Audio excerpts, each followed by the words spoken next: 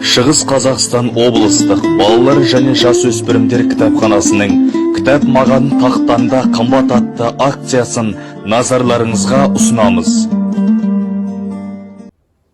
Қайырлы күн, құрметті оқырмандар. Шығыс Қазақстан облысы балалар және жасөспірімдер кітапханасының «Кітап маған тақтанда қымбат» акциясын кезегін бізге жолдаған екен. Енді біз балалық шағымыздан бастап басымызға кітап жастанып, үйде көптеген қалың кітаптардың арасында өстік. Енді сол балалар әдебиетінде Марат Қабанбаевтың «Бауыр» әңгімесі, Бердібек Соқпақбаевтың «Менің атым Қожадан» басталған шығар. Мен қазір енді Стендальдың «Қара және қызыл» шығармасын осы жолы таяу арада аяқтадым. Енді армян әдебиетінде Ширванзаденің шығармаларын оқып жатырмын.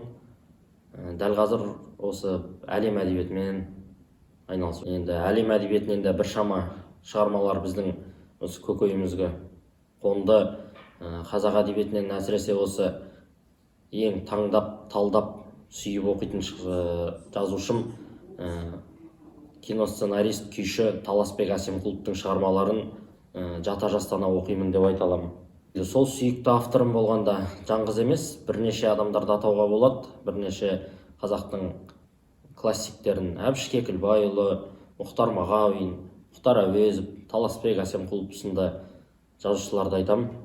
Енді әрбір қазақ баласы Мұхтар Мағауин, Қабдеш Жұмаділов, Сайым Мұратбеков, Әбіш Кекілбайұлы, Мұхтар Әуезов осындай классиктерді оқыса, алдағы бағытынан жаңылмайды деп ойлаймын. Енді біздің балалық шағымызда қалың кітаптың арасында бүкіл әлемнің ертегілері қазақшаға аударылған бір жаңғыз кітаптар болатұғын.